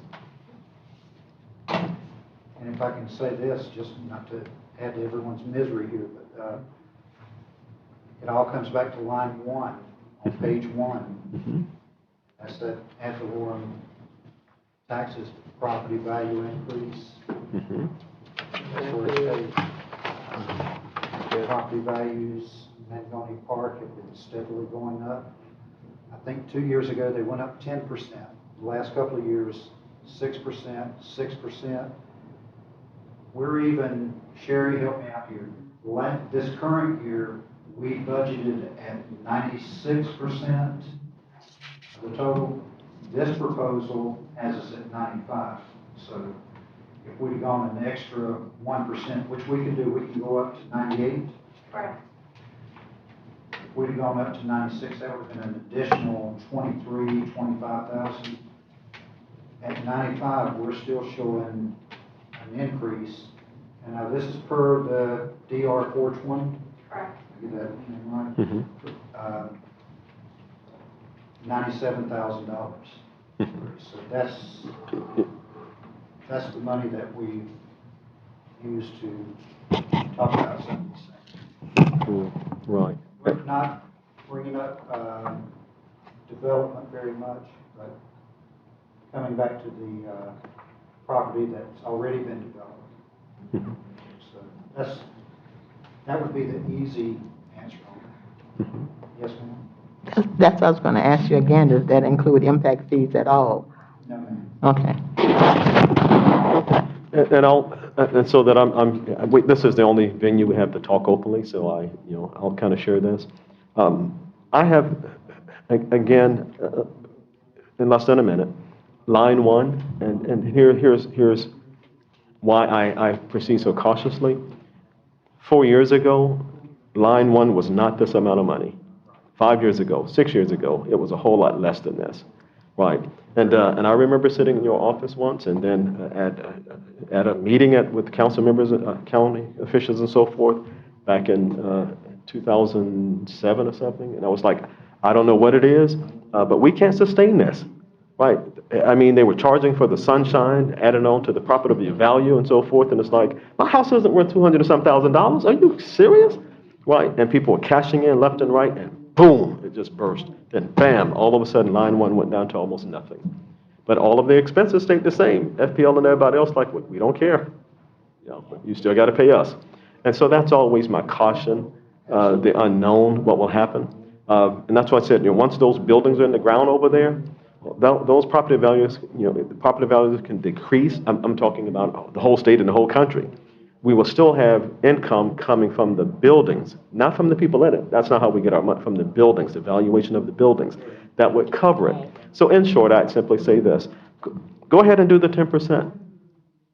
Go ahead and let's do the 10%.